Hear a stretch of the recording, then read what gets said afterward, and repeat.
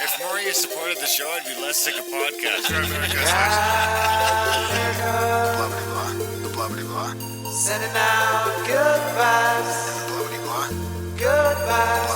Blah, Good vibes. blah, blah. Good vibes. Good vibes. 108 breaths of deep gratitude and prayers for guidance and protection. And put on a didgeridoo and shamanic drumming track. Shivers or vibrations and stuff like that.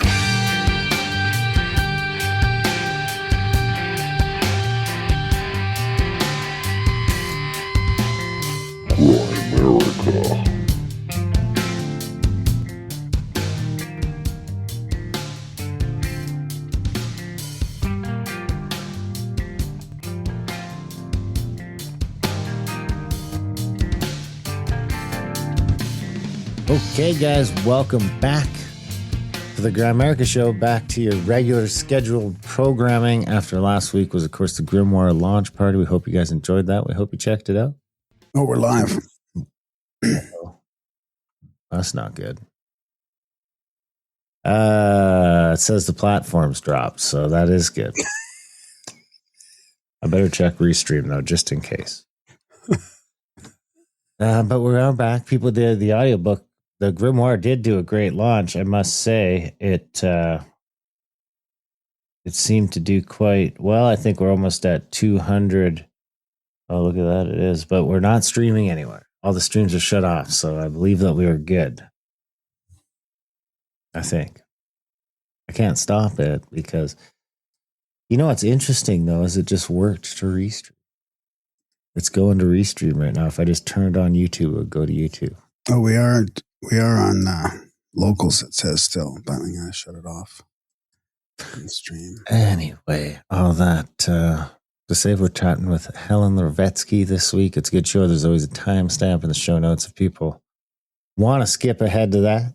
But been a busy podcast day here. Frustrating projects around here. I got to say, that one old boat rips, dude. That push button 1972 jobby. What are the chances both those motors would end up being from 1972? The red one? The red one has a 40 horse Evinrude on it from 1972. And the orange one has a 65 horsepower push button shift-o-matic Evinrude from 1972. Cool. But the 65 rips, dude. Like purrs like a kitten. I took it out the other day with Shauna, and it's just no problems. Reverse, offload it, start it, drive around. It's like, you know how outboards are. There's always something. But that thing just worked, man. Did 30 miles an hour. That's good. Yeah, so that's like, what, 48 kilometers an hour? Crappy old boat. Like I said, that's probably the last boat of the year. I'm going to maybe get some ice fishing shacks going. I've been thinking about that. Oh. There's a bunch of super cheap pallets of material in the auction. Like a pallet of 2x4s for like $75 was the last time I checked. But you could use to whip up a couple of shacks. Maybe go just park them on the lake and try and rent them out all year like Buddy was doing in Brooks, but do it at the other lake. That's a good idea. Yeah, something to do in the winter. The winters get old. Yeah, you're in the thick of it in Saskatchewan now. I mean, oh yeah, yeah. Even this, dude. This August has been cold. It's been 20. It's just 20 degrees. 20 degrees. Last couple of weeks just gets to like it's cold in the morning. Gets to 20, 21. That's it. Yeah, it's like it was like here for like a week and a half. I mean, they were saying it's supposed to go down to 0 overnight here next week sometime, but then it got warm again. Now it's been like high 20s. I think it's supposed to be 27 tomorrow.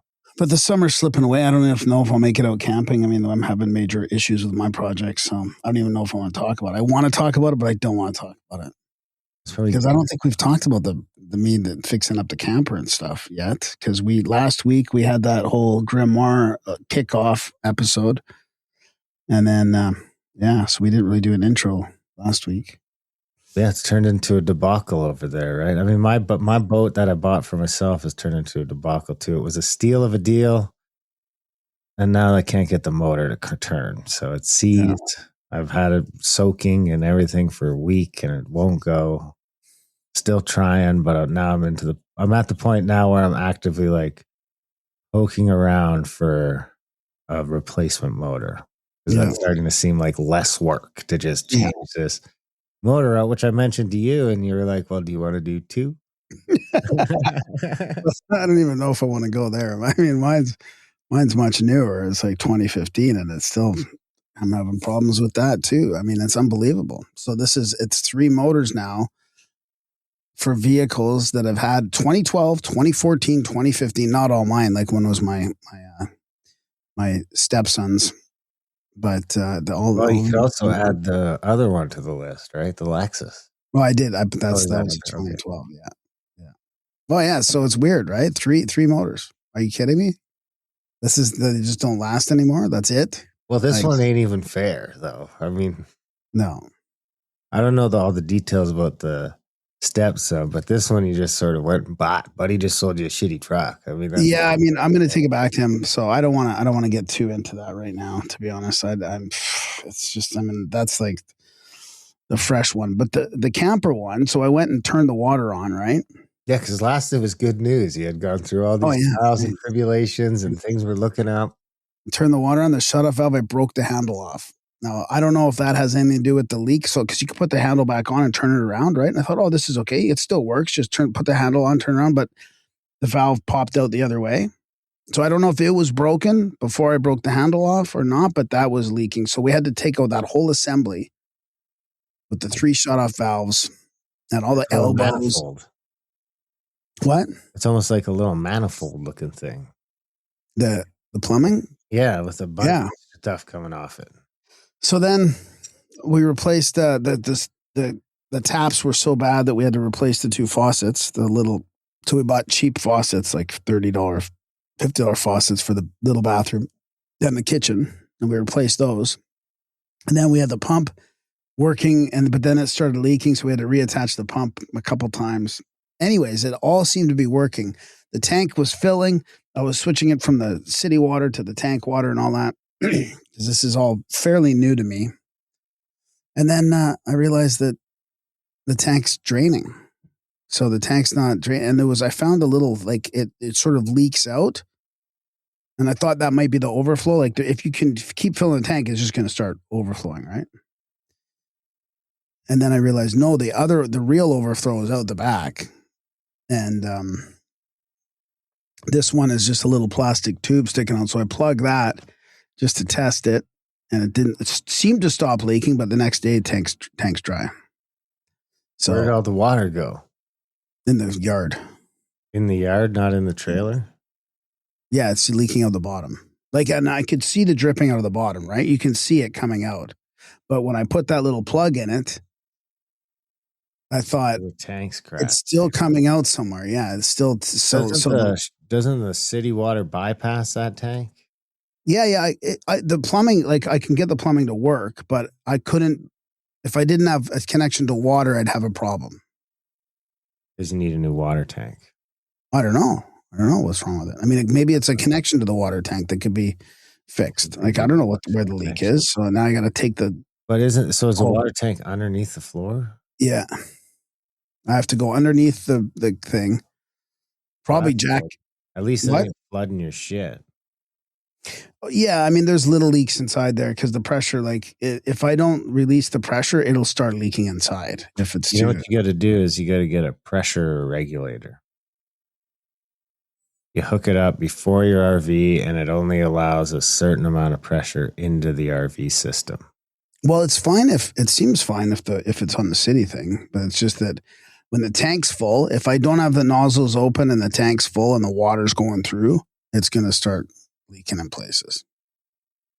Yeah, that's not good. And then the propane sensor is broken. I think that's just going off now.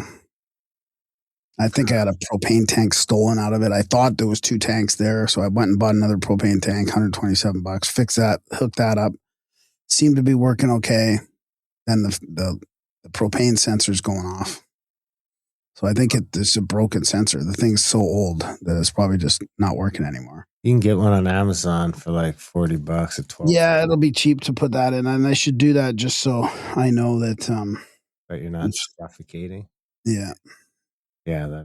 So hopefully there's not a real leak. I don't think there is because I'd smell it.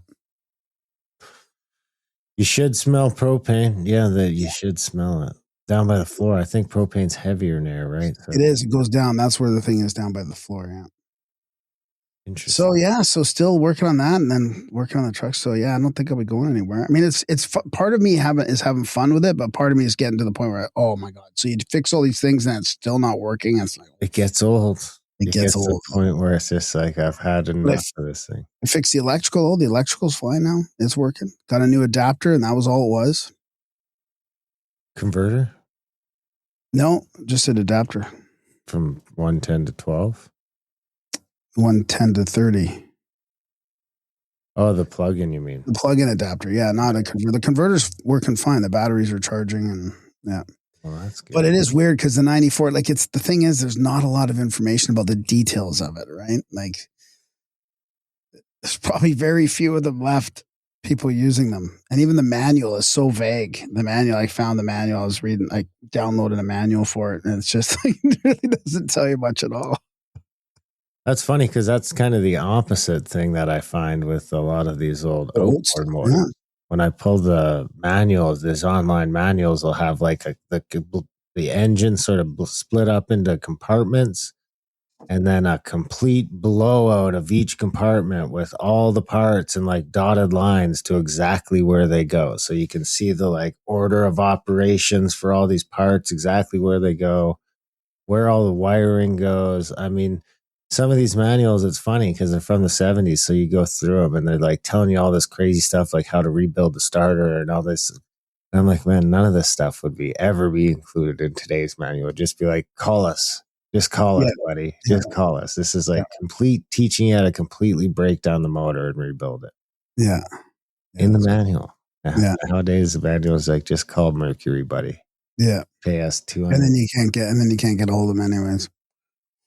Yeah, or they charge you like $600 an hour or something like that. Yeah.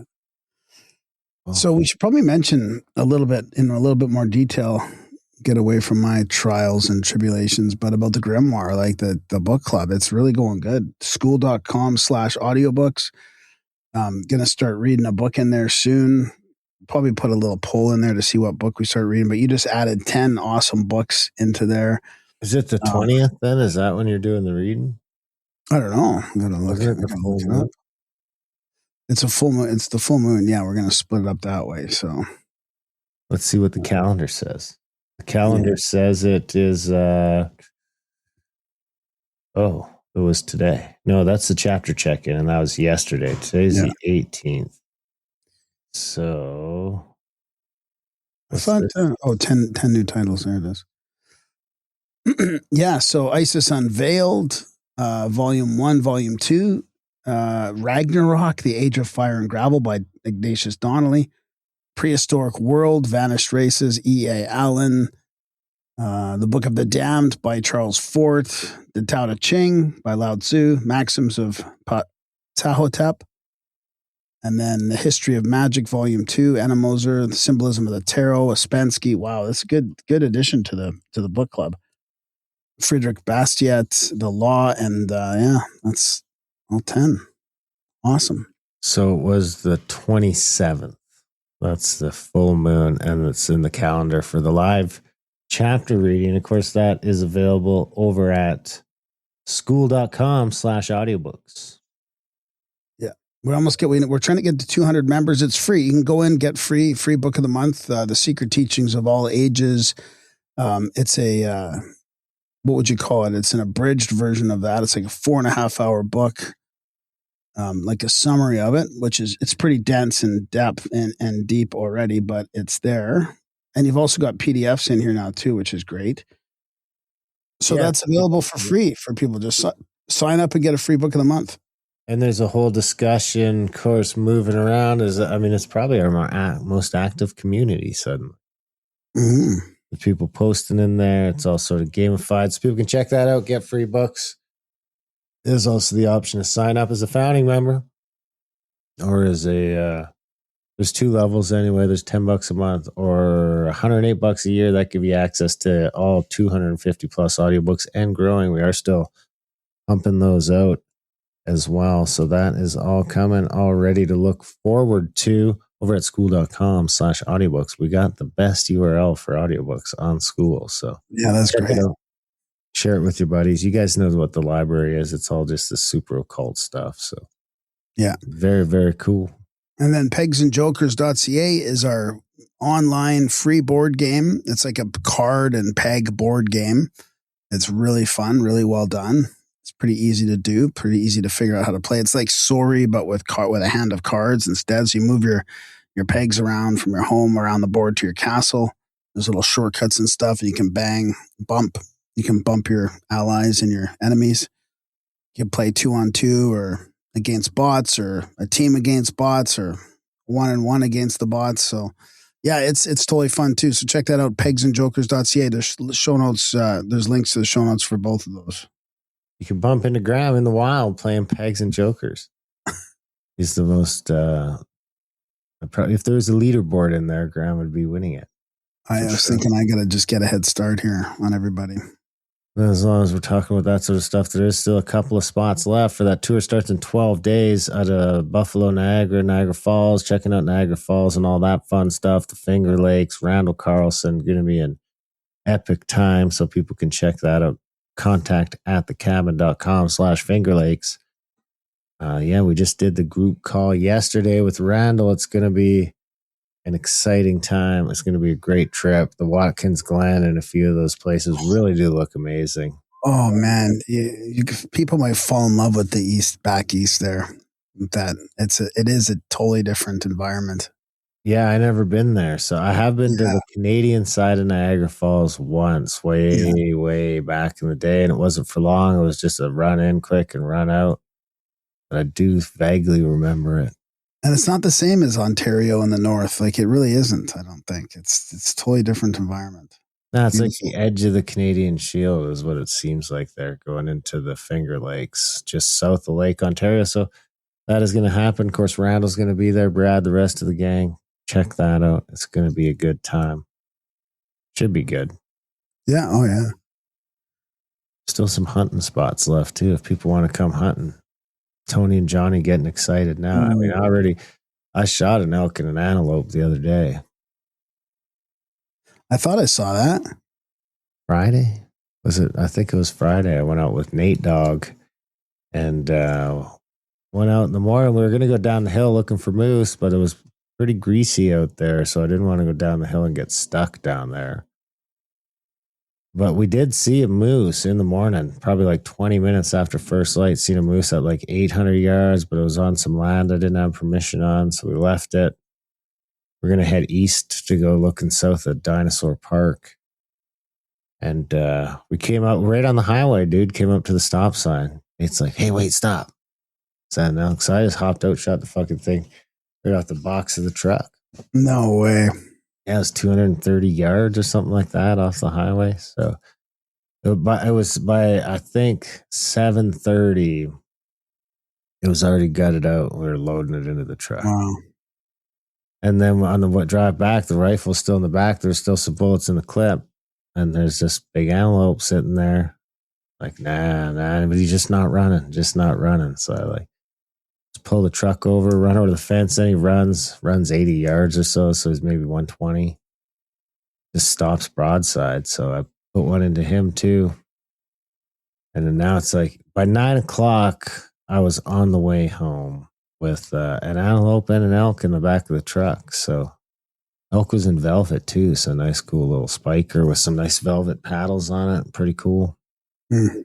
Got some steaks in the freezer. Got that all. I mean, we got it.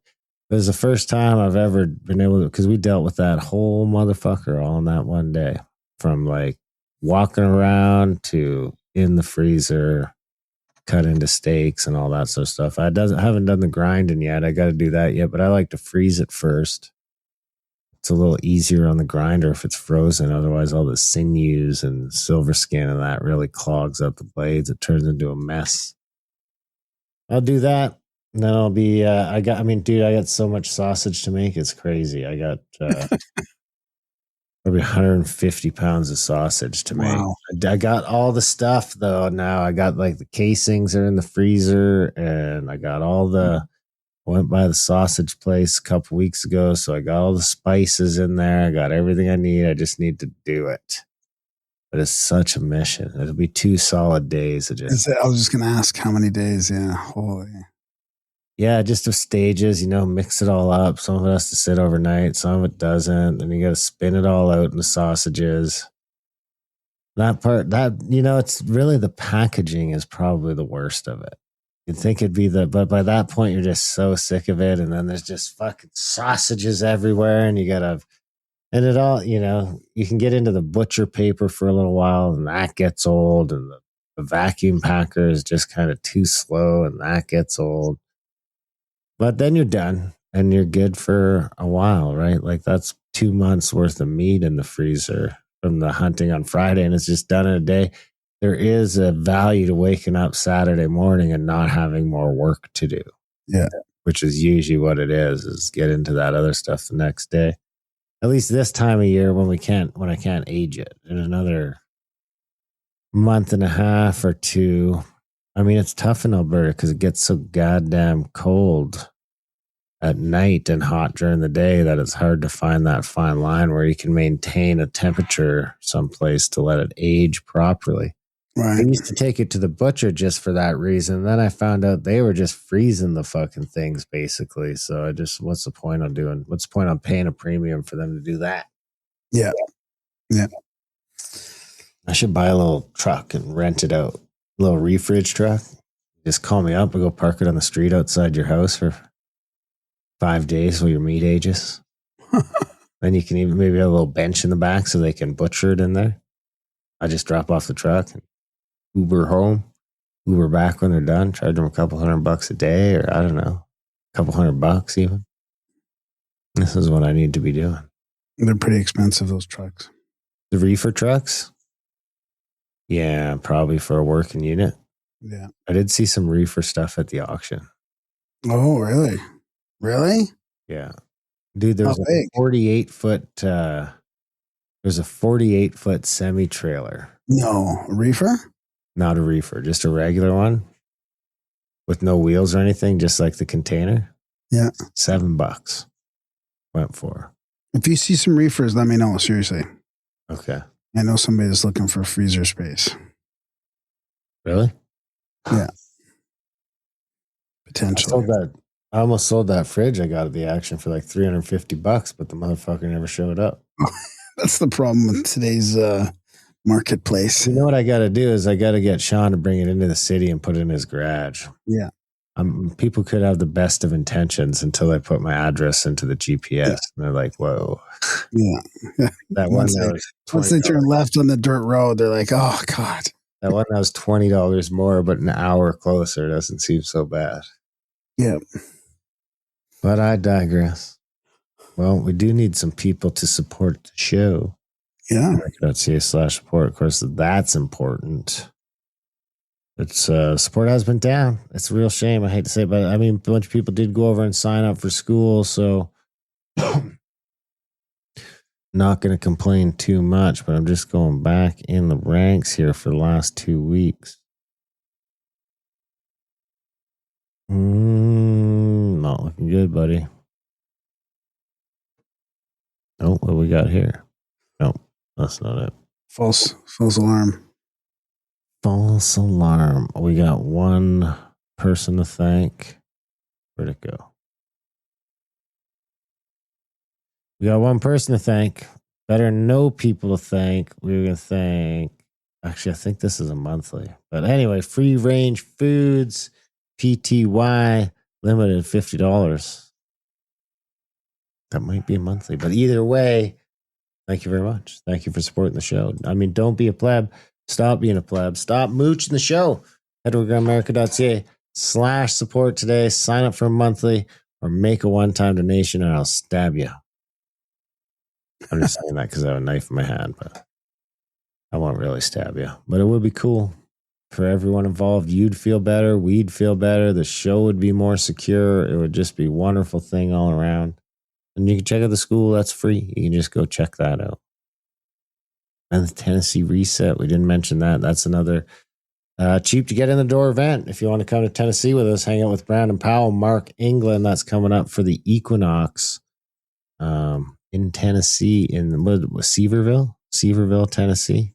Airport is Knoxville. So looks like it's going to be a great one. We got some tickets moving on that. So people kicking tires saying they're going to come. So why don't you come too? You got plenty of time. Save the money. You can get into that event for under $1,000. So let's do it. Let's hang out. Come hang out. All right. Well, do you have a bio? I do, yes. Helen Lavretsky, MD, MS, professor in residence in the Department of Psychiatry at UCLA, Semel Institute for Neuroscience and Human Behavior. I'm just like a real short bio here because it's like a paragraph long, all the creds she has here.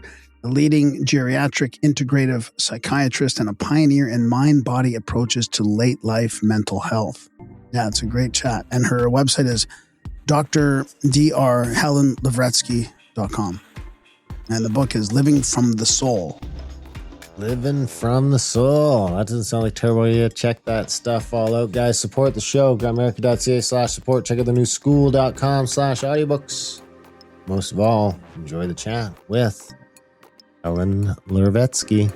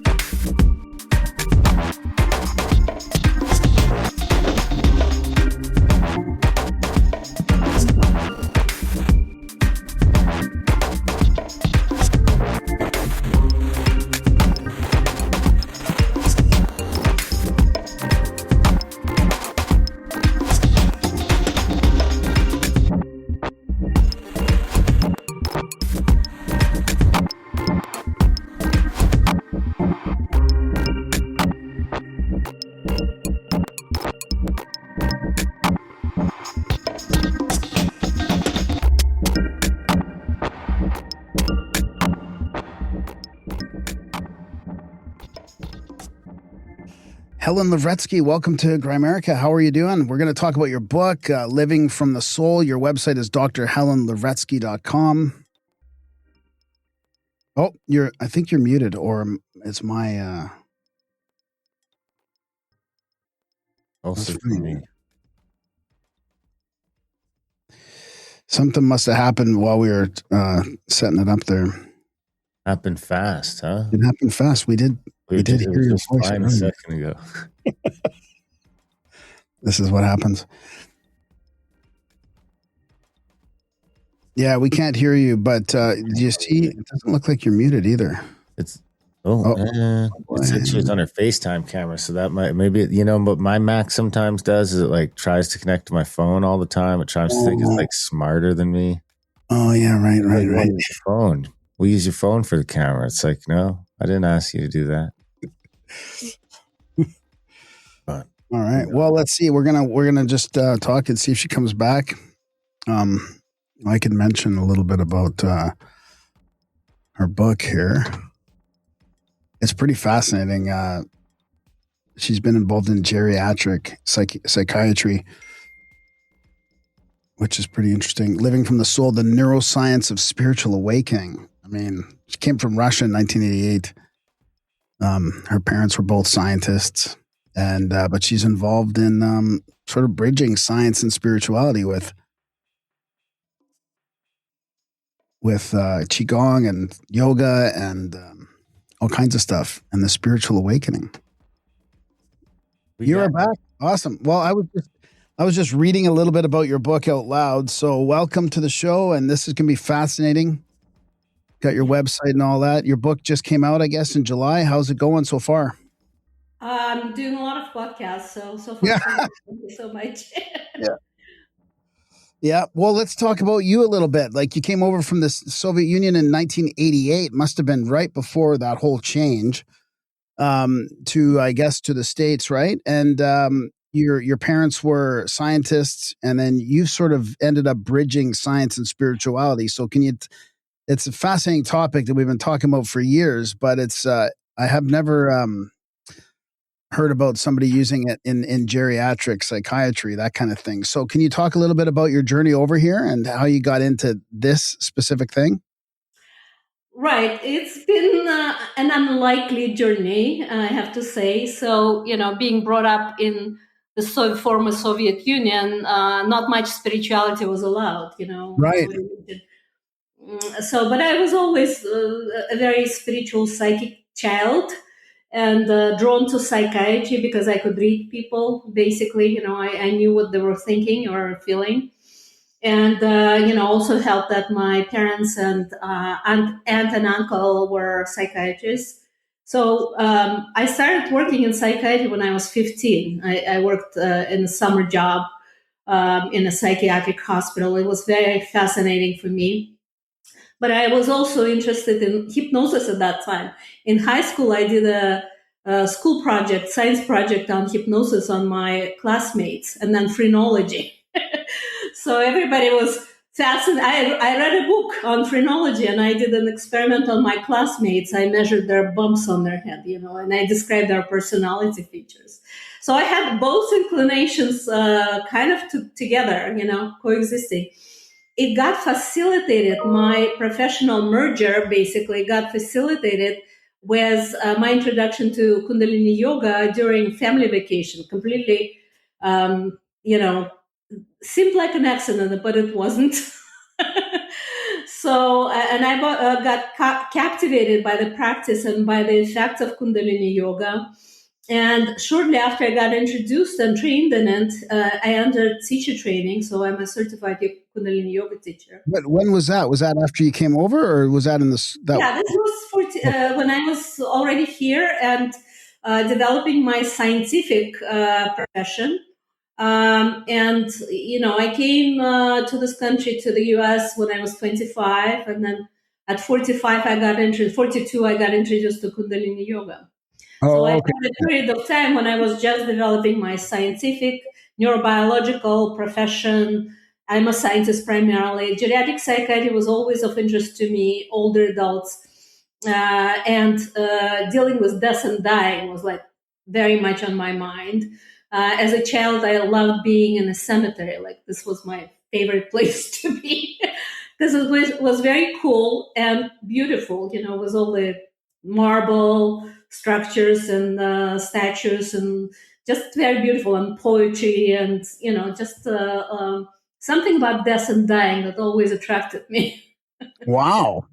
Yes, and it continues to be so. And I find when people are dealing with mortality of their own or around them, they become better people, and they're willing to change. So I work, for example, with older adults who are nearing end of their lives, but also with long COVID patients of all ages, 18 and up, and they have to deal with mortality all of a sudden, and. So, and they're willing to do absolutely anything, including being spiritual. Yeah. So what was it like first trying Kundalini? Like, did you feel the power of Kundalini and that sort of was like, what? Yeah. Mm-hmm. So it was an interesting story. I got introduced to that in a very spiritual island, Hawaiian island of Lanai.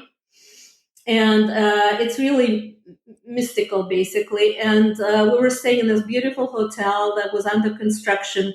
And exactly like 15 people were staying there. And we had a teacher, young woman, coming from the Big Island to teach Kundalini Yoga. And that was my first introduction. And what was beautiful to me was this nature of this island, being in a lagoon, basically 3 people, and this flow of energy that Kundalini Yoga introduces you to. All together just was very magnetic. After I came back to Los Angeles, I had to find a class. I found a class in my former gym that was at 4 o'clock on Saturday. Not the best time, but I was very committed. And what I noticed, even was once a week practice, my health started improving, and my immune system, my sleep, and my according to my husband, I was a nicer person to deal with. So then they discontinued that class, and I had to find a new one. And I found a spiritual community in the Golden Bridge Yoga, which also became my home for training as a teacher trainer.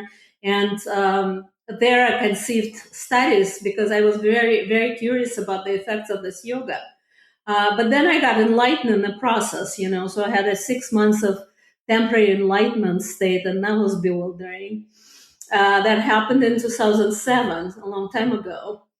And then I had no words to describe it. Yeah, I just didn't have vocabulary because I wasn't on path. And in Soviet Union, they didn't teach enlightenment, or here too, It's not easy to come across the language. And on some level, I knew what was going on. And I knew not to go to see doctors because I had a lot of physical symptoms like energy flowing, and I couldn't sleep at all for 6 months. And when I closed my eyes, I had daylight inside, and my pineal, I could see it in the mirror at night, so everything was lit up. Literally, enlightenment means light. It's not mental, it's physical.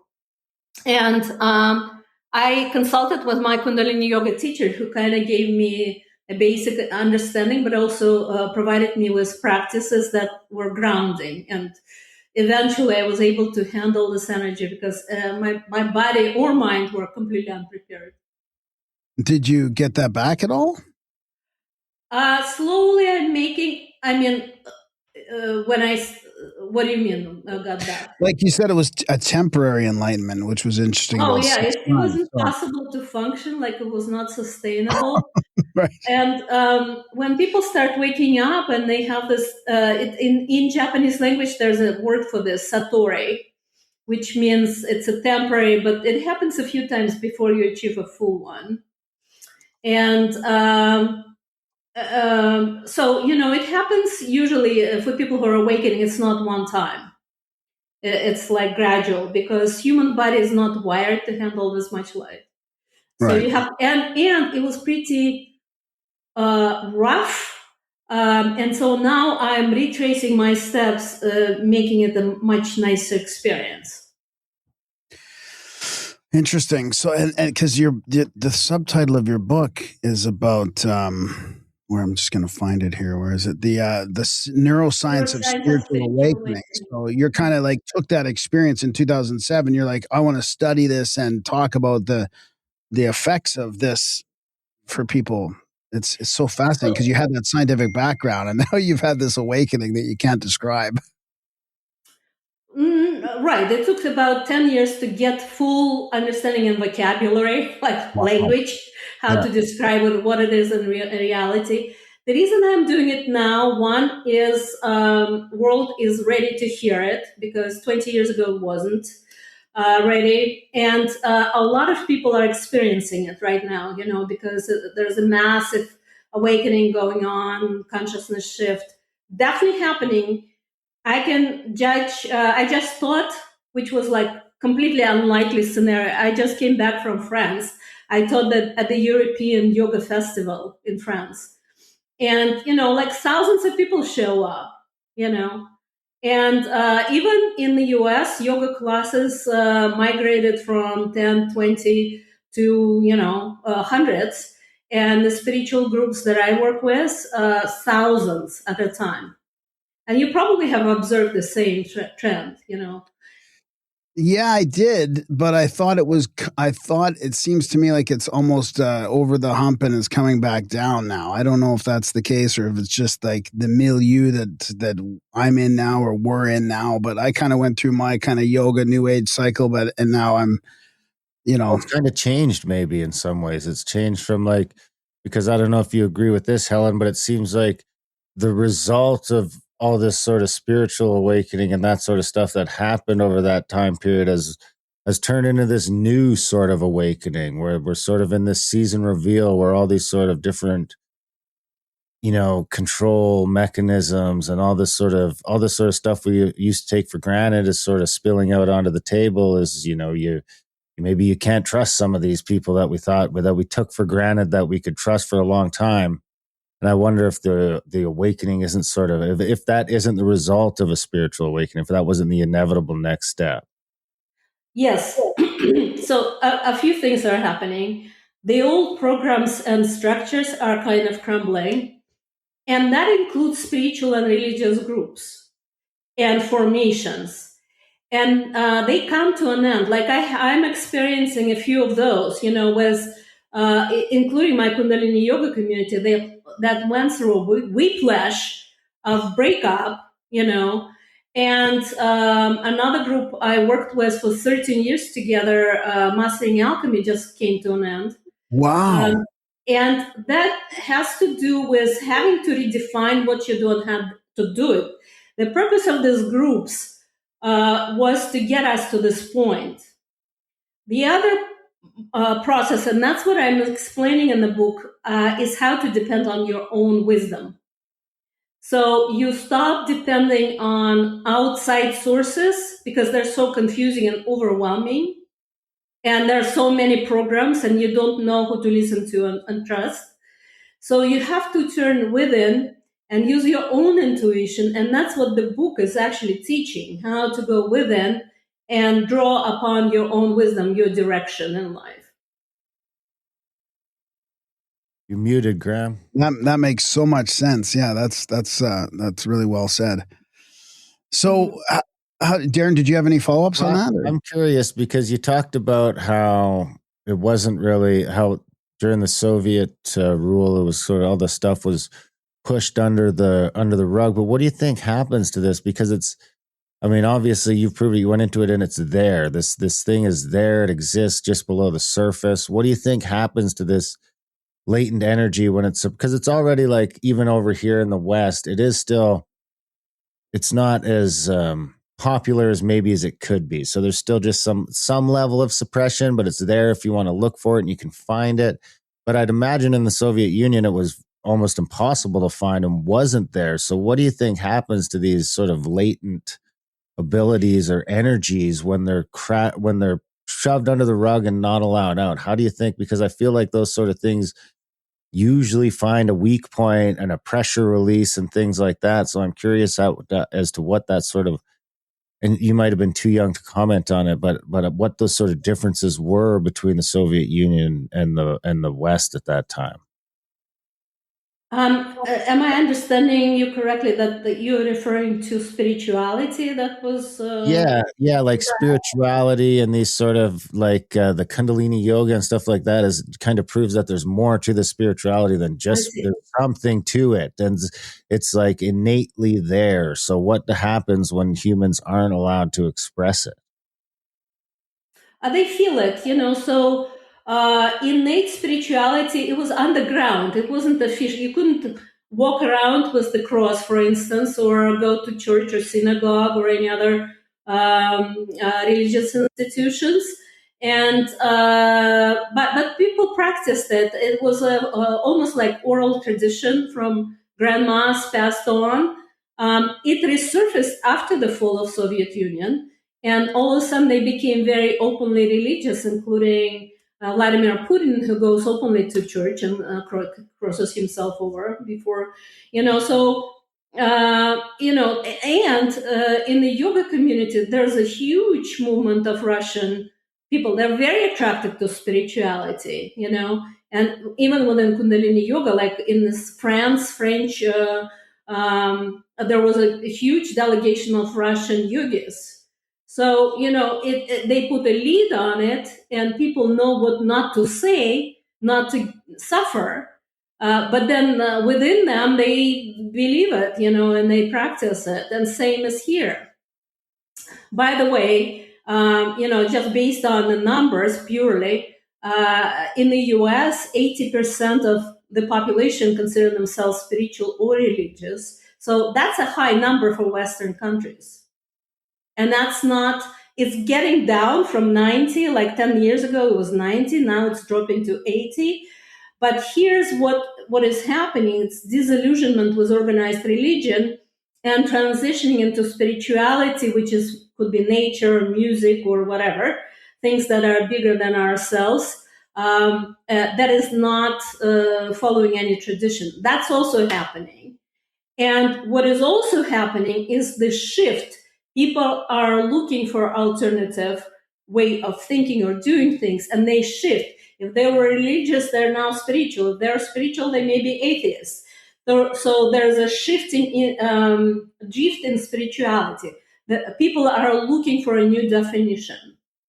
Do you think people are becoming atheists? I feel like that might be the one example that They claim, younger people. oh Claim yeah, to maybe, be yeah, atheists. yeah. I And forgot about the younger generation. Yeah, and it has to do with technology and AI and whatever else is going on in there. yeah. I like And that though. almost The mix is changing. culture and the milieu. It's like this weird because I mean, again, I can't help but relate this back to the Soviet Union because at that time it was the state that was trying to quash this thing, obviously with a lot more force. But I do feel like there is a subtle push from the Western countries to sort of end this as well. It's I don't know if you would agree with that, but I feel like the governments aren't as cool with spirituality as they were, say, 50 years ago either. Not in the state of Texas that just adopted 10 Commandments teaching in the school. There's a couple of them that are like outliers for sure. It's a similar problem when you're shoving your beliefs down the throat of many, so. Aren't they also openly supporting mosques and the other religions in Texas too, though? I'm not familiar with that. I'm just familiar with the 10 Commandments. Yeah, I've heard there's been issues with how many mosques there are now, and there seem to be open to all that too. So I get kind of confused with what's happening with Texas and religion. The bottom line is that organizations are just crumbling. Whatever structures exist, including the governments, are not very effective right now. Yeah. But what is happening is these people are opening up to their own wisdom, and that's where the soul comes in, because it's the soul that guides us. And the soul's wisdom, that soul is never a dying part of us, infinite part of us that belongs to Source, God, Creator. And that's a part of us that is connected. We're not disconnected from it. And a lot of people are turning to that. And my book is kind of introducing it. This opportunity goes through exercises, how to know your soul, how to get in touch, how to work with it. The one meditation that I did with hundreds of people, patients and caregivers and anybody who was willing to do that, was listening to the soul. And that I learned it during my Kundalini Yoga teacher training, and I adapted it to clinical use. And what it does in the 15 minutes is connecting you with your soul. I'm facilitating it. And I ground people first, I expand them, and I'm helping them to talk to their soul and ask questions. And in the very end of this meditation, we ask the soul to give people a hug. And in that moment, most people cry or break down, they become emotional. And when I started noticing it right in the beginning, it was very striking, because why all of a sudden people are crying when they feel soul's hug? And in the beginning, it was dementia caregivers who felt very trapped in their lives, providing care for their relatives with dementia, and they felt alone many times. And so when I introduced that soul connection, I also invited them to feel this hug. And the reason they cried was the first time that they experienced this connection in their lives, and they might be in their 60s and 70s. And that was very touching for them. Wow. I was going to ask you about how do we listen to our souls? I mean, I know there's no real shortcuts, but is there any tips? Because, a lot of it is negative self-talk and all this thoughts rushing through your head. And how do we differentiate or discern between your actual soul talking to you and just this programming that we have, this subconscious programming? Using your heart connection and not your mind. And some people are not sure whether they're hearing the answer. I ask them to use their intuition, the first thing that pops in their mind. Open their heart. And again, we do a lot of, a bit of the preparation when they're not just in their physical body, they're a little expanded, they're grounded to handle it. They have to be, the only prerequisite for this participation in this meditation is to believe that soul exists. And in my practice, about 95% are open, at least open to that possibility. What did your parents think about this shift in 2007? Yeah, my mom thinks I'm completely crazy until this book came out. She can't grasp that, all of it. Still, really? No, not open. Mm-mm. Wow. And your dad, is your dad still My around? father's yeah, he has not. I just started when he died. I already was doing Kundalini yoga. Yeah. But I have stories about my father. He was dead for 5 years, but I was still interacting with him. Yeah. He was still not finished with me. Right. Was that through meditation or dreams as well, or? In the dreams, yeah, mostly. Yeah. But also, I could. There were some things happening that I felt his presence. Yeah. Darren, do you have anything? How does atheism fit into spirituality? How does it? It's Is it another form of requirement? Is it? Can you unpack that a little bit? Yeah, spirituality Can you basically. upset all our atheists in the audience on how they're actually spiritual. It's their spiritual belief that they feel comfortable with, that God doesn't exist, and when they die, it's the end, and that's also a spiritual belief. They may call it something else, but it's a point of view of how the world works. It's a spectrum of spirituality. That's their point of view on what does the world looks like, how does it operate. But is that sustainable on a long term? Like, could you have a society that was completely atheistic? Do we have any of those throughout history? And do you think that would affect, what sort of effects do you think that would have as a society, if we don't have that spirituality sort of baked in, that they seem to be sort of chasing us away from? And maybe it's not them, it's just technology that's chasing it away from us, but that it seems to be that this was a fundamental part of being human up till like 50 or 60 years ago. Well, maybe the Enlightenment too. I mean, it probably goes back to the Enlightenment a little bit.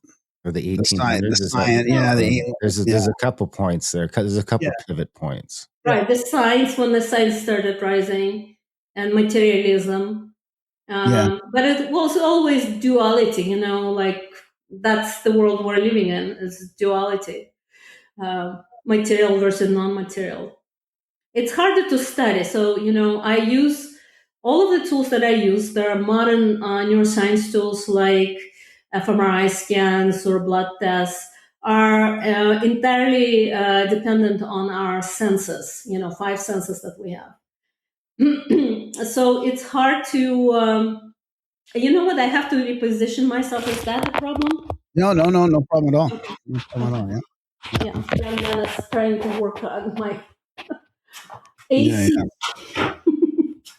So I'm just gonna move.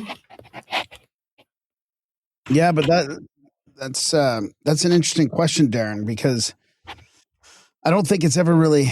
I mean, I don't think we've ever really seen the results of that, except for maybe how the West got very materialistic, but now we're coming out of it. I mean, I don't think it can be, I don't think it can be held down really, or it leaks out. Like even in Russia, right? Russia was kind of atheistic for a while, and it still leaked out. People had their own underground kind of spirituality going on. I mean, is it even possible? Well, yeah, and to that end, it seemed like Russia was better for it. So it seems like the atheism doesn't lead. I mean, better for the spirituality. It seems like the atheism was maybe affecting some of that. And it's like maybe that atheism doesn't lead to the Star Trek world that we've been sort of programmed to think it does. It just sort of leads to that whole gets filled by control somehow.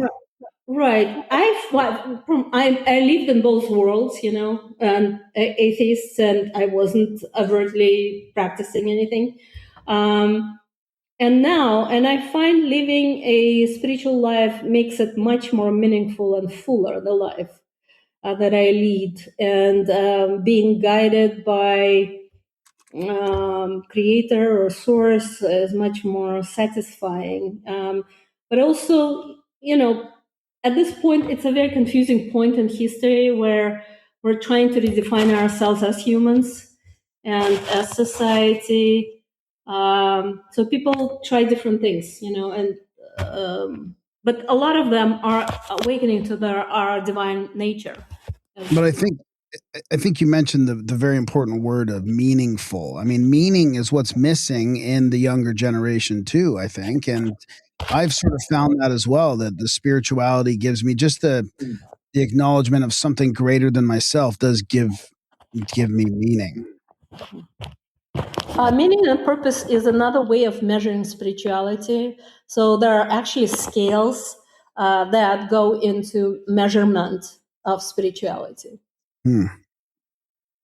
So it's a spiritual construct. Yeah. So what about the geriatric psychiatry? Like, what have you found has helped? Have you found that like this Tai Chi, this physical stuff as well, and yoga kind of helps people? What are some of the things that you found that help people? And can people kind of come back from starting from and getting into dementia or Alzheimer's, that kind of thing? Like, have you seen any kind of results on bringing people back? Yes. So yoga, Tai Chi, the origin of them, especially yoga, has a lot of philosophy and spirituality behind it. It's not practiced in the American sports clubs, gyms. It's just an exercise, but even that can improve brain health and decrease stress level. And so these practices, mind-body practices, are mostly used to reduce stress and improve stress self-regulation. And being bombarded with so many mass disasters, I'm currently in Idaho, where fires are burning all around me, and also, I mean, self-regulation is essential at this point. How do you even deal with this many mass disasters a day? And people are losing their homes, and all sorts of things are happening, wars, displacement.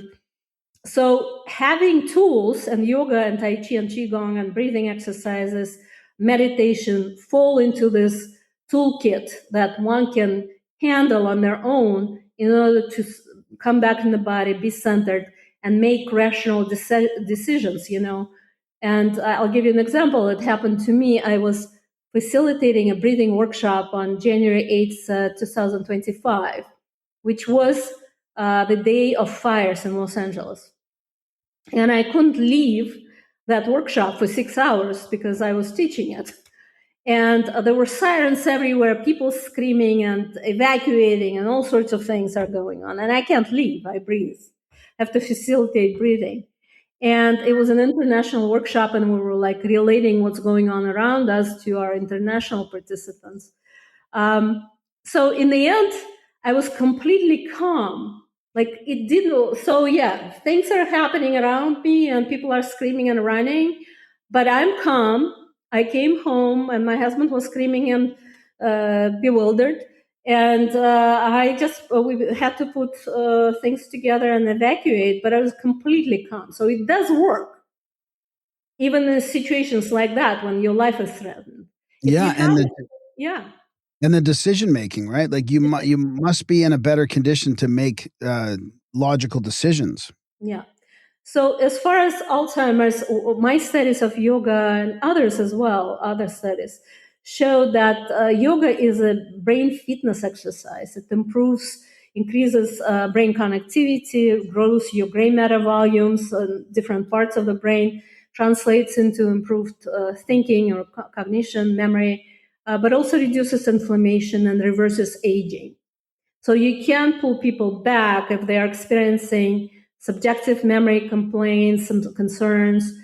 We did a study in women postmenopausal with subjective memory complaints and cardiovascular risk factors, where we too demonstrated improvement in cognition and brain health.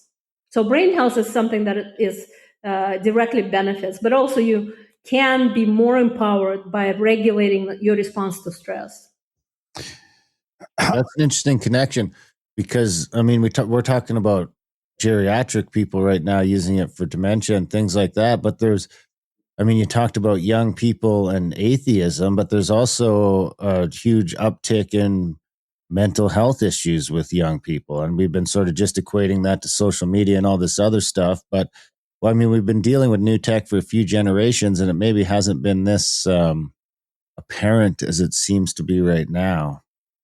Yes, I do think so. There's currently never happened before, 5 generations living together in the same space on our planet. And that is because of increased longevity. And there's definitely an aging of the population happening of the workforce. The pandemic did something for the minds of young people, because the separation hasn't happened since or ever, so that the entire planet just stopped for 2 years. Nobody is going anywhere, not connecting with each other. That just was an experiment in social connectedness. In very young minds, it did something, and they started depending on the social media and spending an enormous amount of time on screens. And, you know this expression, Gen Z stare, when they stare at you at the screen and they kind of glaring at you and not able to kind of regulate their social interaction. And that's the result of it, because we had this experiment for 2 years on the entire planet. And, but also in these 5 generations, resilience is the highest among the World War II generation that is now dying out completely. And it's lower as you go in subsequent generations, it declines. And the lowest is in Gen Z. And we don't know much about alphas who are very young right now. Huh. What about with the geriatric people that are getting older? They think how much does your internal thought process affect your journey into dementia or maybe not Alzheimer's so much, but like for example, my mom will say, oh, I'm forgetting things a lot, but I mean, the example that happens between us. I mean, I'm just as bad, right? I'm forgetting stuff all the time too. So I'm like, am I already starting to have problems? Or I'm trying to give my mom context and say like, hey mom, it's happened like that. What you're complaining about happens to everybody. It's not, it might not be you getting any worse. It just might be that you think it is, but it's happening to everybody. Like, is that a problem that people kind of self-perpetuate issues in their older age? We're actually learning quite a bit about how to prevent Alzheimer's disease and dementia. And it's looking more hopeful right now because the entire neurology, psychiatry coalition that works with Alzheimer's disease is moving, and cardiology is very much ahead of it, is moving to prevention strategies starting in the early 50s, in midlife. And that has to do with understanding of how cardiovascular risk factors work, reduction, like obesity is one thing, and that where GLP-1s and other things are coming in. But also understanding that exercise and movement are essential for brain.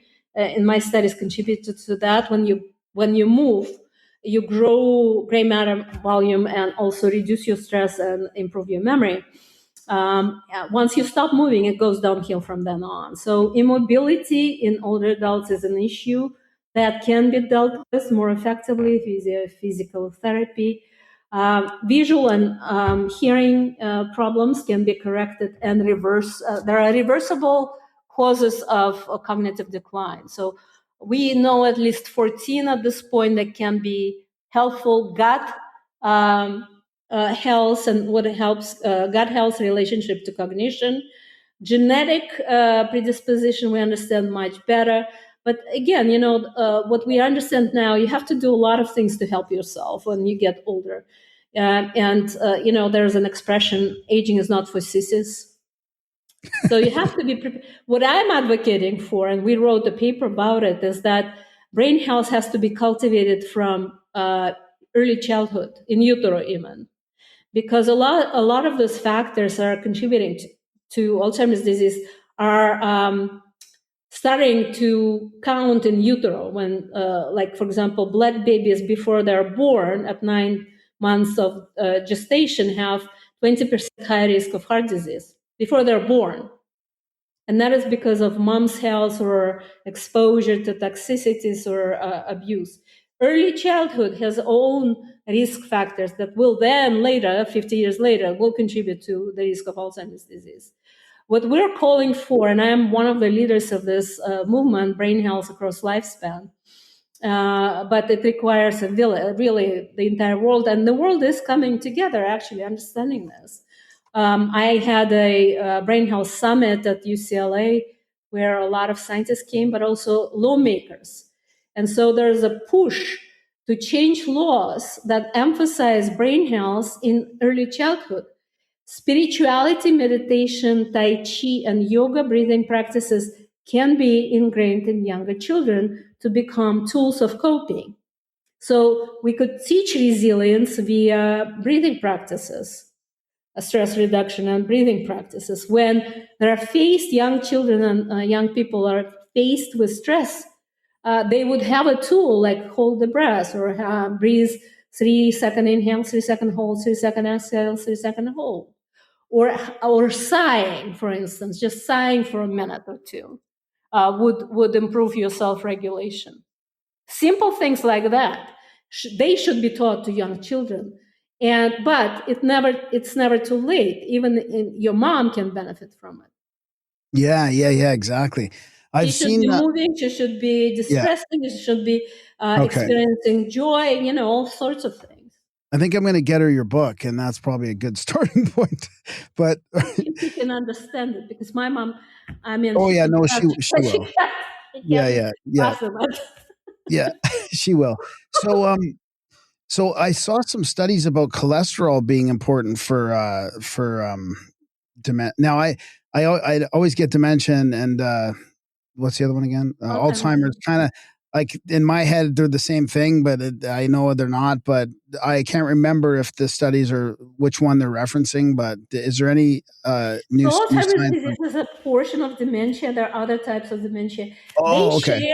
They share common risk factors. So, lifestyle factors like sleep, exercise, diet, spirituality would be one of the things. Yeah.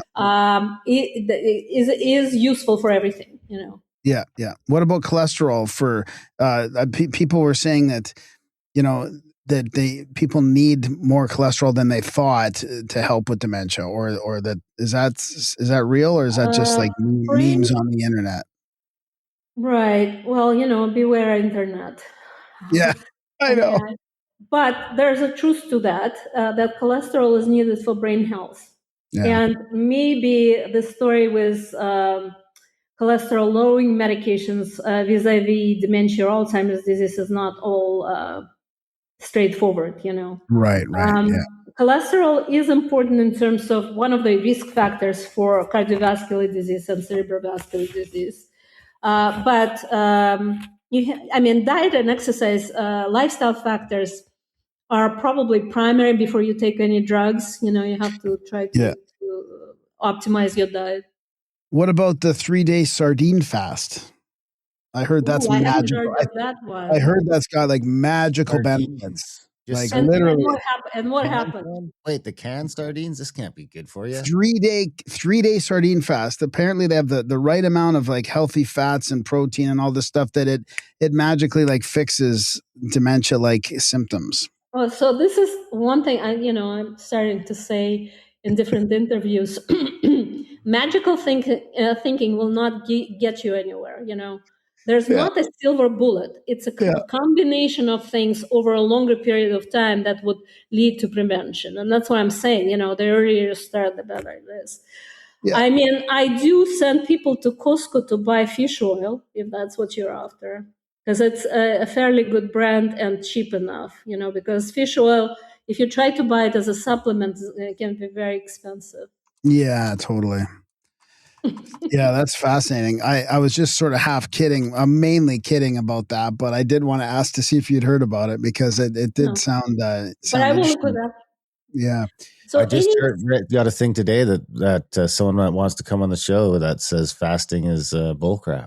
Yeah, interesting. No, Well, this generally wouldn't be true fasting. It's a sardine fast, fast. So you're It's eating. right? that's not a fast, it's a cleanse. It's a Yeah, sardine cleanse. But are yeah, they canned sardines? This can't. yeah. Oh yeah, canned sardines. Nah, you can't just eat canned sardines. There's only 3 days. 3 days. 72 hours. Yeah, I prefer watermelon. For Yeah, 3 days. yeah.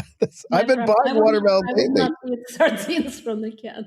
Yeah. I mean, if you can find freshwater sardines that are cold water sardines that are not without mercury, that would be great. But Yeah. they sometimes it's very hard to find them. You have to travel to Italy to get them.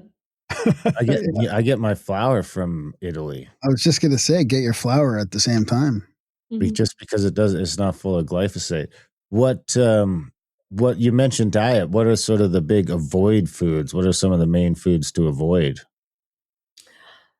So, whatever is Mediterranean diet or a modification of that is the only diet that has been proven to be preventative and balanced.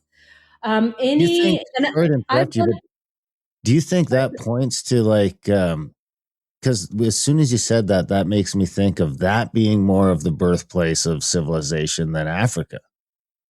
It seems like that humans sort of came from that diet. If that's the only one we can find, that seems to be the good one.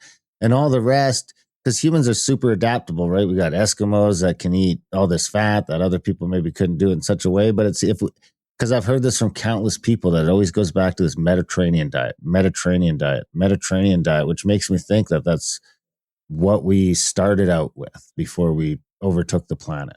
It's the good fats, like the reason you're recommended to eat sardines is the good fats plus nuts.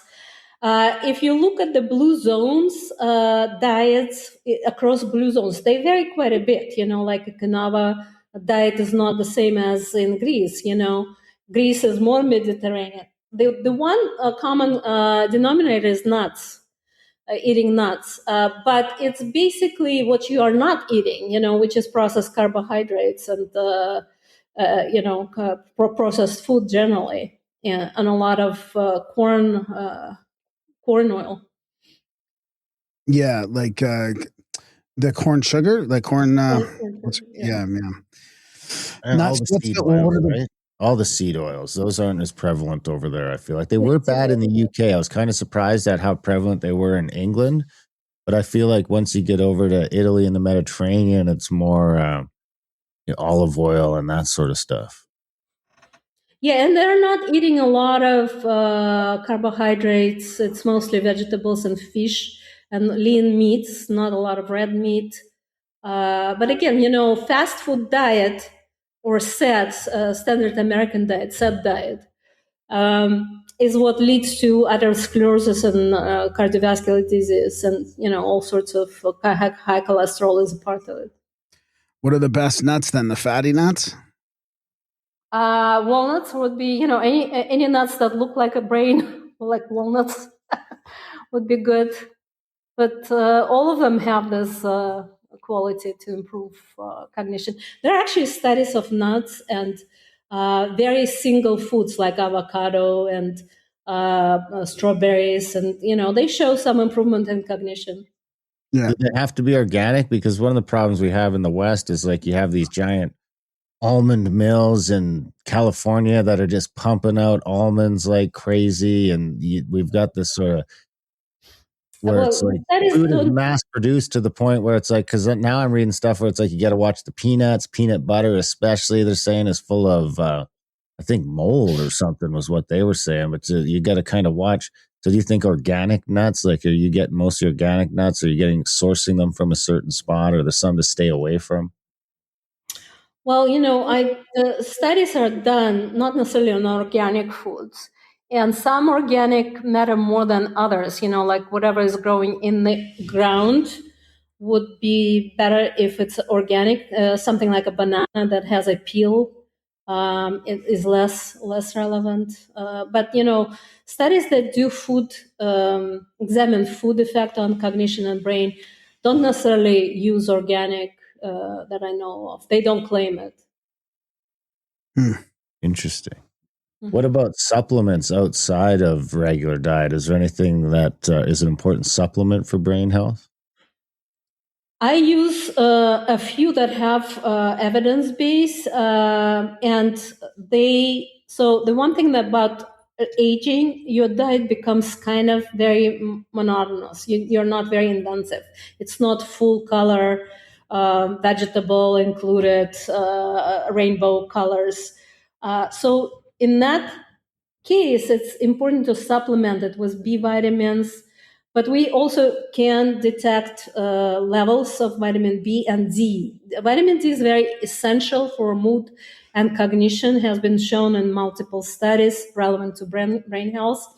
So the vitamin D levels around 50, it depends on the laboratory, is what I prefer in my patients.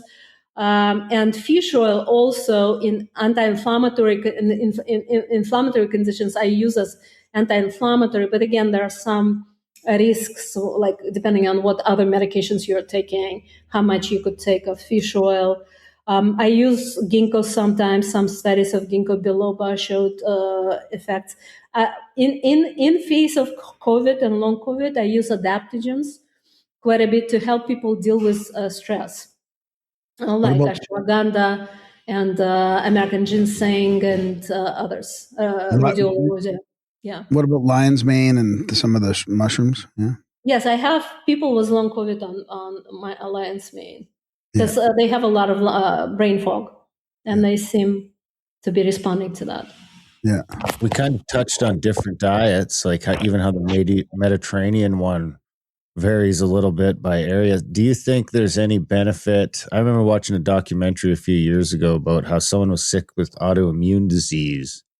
And what they did is they changed their diet to, they didn't eat anything that couldn't be sourced, grown, or whatever from outside of like 100 miles from their house. So if it couldn't be produced within 100 miles of their house, they didn't touch it. I think they were using birch trees for sugar, birch syrup for sugar and stuff like this. But they noticed tremendous health benefits in this documentary. So I'm wondering if you've come across any sort of relationship between where you're culturally from, your background. Is your diet sort of tied to where your ethnicity is? Or is it where you live currently?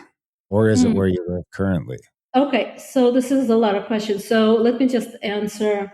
I do believe that there's a type associated with your background, ancestral background. And mine is of people who are wandering around, they're nomadic, yes, nomadic lifestyle where you don't have always access to food. And you tend to store it, regardless of what amount of food you eat, you just store it. And so it also is linked to your blood type. There's a blood type diet that you have to adhere to. And preference for food, like meat and potato kind of diet. And that's true for me. It's Russian ancestry, Eastern European ancestry. But what I discovered was constitutional acupuncture actually distinguishes between ancestral patterns or your metabolism and your preference for food. And it has about 8 or 9 constitutions, and it applies different, like you need to follow a particular constitutionally appropriate diet for your predisposition. And that's why I shy away from like a blanket statement for everybody. You need to eat blueberries. Some do, some don't, And you really have to understand your own predisposition and preference. You could look up blood-based, blood type-based diet is pretty accurate to what you need to eat. But also just explore. I find this exploration is a journey, and that's what I offer my patients who are struck by long COVID or dementia, is to explore things that work for them. And I give them reminders and tools, and I send them to specialists who could help them with it. But it's a personal journey to explore what's good for you. it's rather hard to issue any kind of blanket statement like Western medicine does. American Heart Association recommends this, and it's good. It should be good for 100% of people. No, it's not. Yeah. What about local, like Graham mentioned, where you're living now? I think the big example, yes. Yeah, exactly. The big example for that one is like I think what they were doing was giving people honey that was made locally, and it was helping out with local pollen allergies. It's true. Eating locally always saves you from products being stored for months somewhere in a warehouse and losing any nutritional value or vitamins content. And also your microbiome is dependent on what you eat endemically, like around you. And you could help it feel better if you just feed it with the products that are surrounding you. Is there anything from your book that we should get to? Anything from your book, Living from the Soul, the Neuroscience of Spiritual Awakening, that we kind of missed or that we should talk about? It sort of provides information about why it's good for you to know your soul and how to connect with it.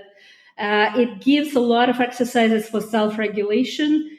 It shows how, for instance, there's a lot of trauma-based therapies, and people are very interested in trauma right now. So I provide a view from the soul. What is trauma? And how to deal with this from the soul's perspective, how to deal with technology or psychedelics from the soul's perspective. And it's not how you interpret it generally. It's basically a zoom out to look at it from a bird's view, and whether it's good for you or not, and it could be good for you at some points, but not always. So it just provides a different point of view of how to live from your authentic soul. Is your authentic self, your authentic essence. And first of all, we are born and then programmed by our families and environments and schools and churches and government, not knowing ourselves, who we really are. And knowing your soul is the journey of discovery of who you really are. Yeah, nice. Wow. Excellent. Helen, is there anything that we didn't ask you that we should have? I think we're good. I followed your inquiry because, it's your program and you have a viewership that has certain questions, I guess. So I follow your questions. Is there anything people should know before we wrap up? Is there anything you want to let our audience know to help, obtain this sort of lifestyle and spiritual level and all that sort of stuff that just feel like they're stuck in the grind and the rotation and the Monday to Friday, whatever it is? Yeah, I do want to, this book empowers people to know what they want or need from their own perspective, not looking out. Like, for example, ChatGPT is a new authority or a guru. Do you really need it? How about you meditate for a couple of minutes and ask your soul, what is good for me? Or finding muscle testing is your intuition. Is this product good for me, for my body? Is that diet good for me? What should I do next? Ask yourself, basically, not Google it. Don't listen to anybody else outside the authority. Just ask your own intuition. Soul GPT. Soul GPT. Good point. I should use it. You could use it. Thank you. Yeah. Where can people get the book? Helen, where can they follow your work? Do you have any social media or websites or anything like that? Of course, we'll put it all in the show notes, but we do encourage people to give the URLs out here for the people that never make it to the show notes. Right. So I have a website, drhelenlavretsky.com, and a book can be purchased on all booksellers, including Amazon. And my website has information where to purchase. It's available in ebook and audiobook as well. Oh, awesome. Good. Awesome. Helen Lavretsky, this has been great. Thank you for coming on the show and sharing your work with us. This has been great. We appreciate it. We encourage all our listeners to get the book, to check it out, and come back anytime. Keep up the good work. Thank you so much for having me. Thanks. Take care. Last thing I will mention is it does upload in the background. You're only at around 83%. So I'm going to remove you from the call, but could you just leave the browser open until that gets to 100%? Thank you. Thank you very much. And that was our chat with Helen Lavretsky. What'd you think? That was fascinating. I'm super fascinated by this. I'm gonna get that book from my mom, maybe even me. Being in my mid 50s, I got to start this resilience training against dementia. There you go. The demented Graham. We don't want demented Graham in Grimerica. That'll make it tricky, but also kind of fun. It would be kind of fun if I could just like poke around at you and make you believe false pass. Things like that. Big thanks to Helen for coming on the show. Big thanks to you guys for listening. Even bigger thanks, of course, if you are one of our supporters. The show is listener supported, no ads, none of that stuff. So head over to grimerica.ca/support. If you can, when you can, sign up for a monthly or make a one-time donation to help keep the show going, help make sure we get to 1,000 episodes. I think this is like 774 or something like that. So we're getting close. Of course, check out grimericaoutlawed.ca for the podcast. Contact @thecabin.com for trips and events. Adultbrain.ca for over 250 audiobooks. Simulationmaps.com for our map package, and a couple new things coming out after a big launch tomorrow. This is coming out today, Tuesday, August 11th. So tomorrow we are launching the Grimoire, our secret teachings book club, esoteric book club. So if you want to tune in for that, it'll be on our YouTube channel tomorrow at 8:30 p.m. Eastern time on Audio Brain, Grimerica Audiobook Club. That's right. Audiobook Club. Other than that, we love you guys. Thanks for listening. And we will see you next week.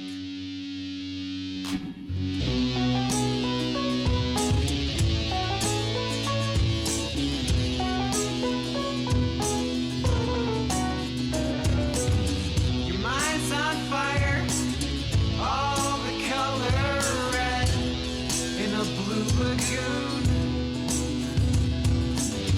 In a storm in Bermuda, you've dive bombed into a seashell swoon.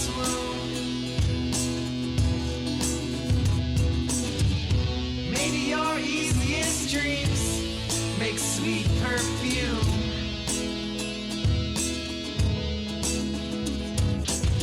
While you're yawning, yet not breathing in a hospital room. Should I call for help?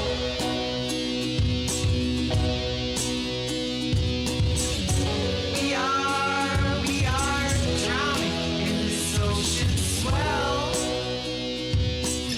Let's start from scratch, quit living these lies, and become unattached. The idea of some far-off future is the fuel for your worries. But for God's sakes, time is eternal.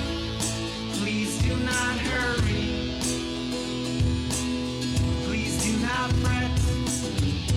Please act now in a way that doesn't lead to regret. Please stop smoking so many cigarettes.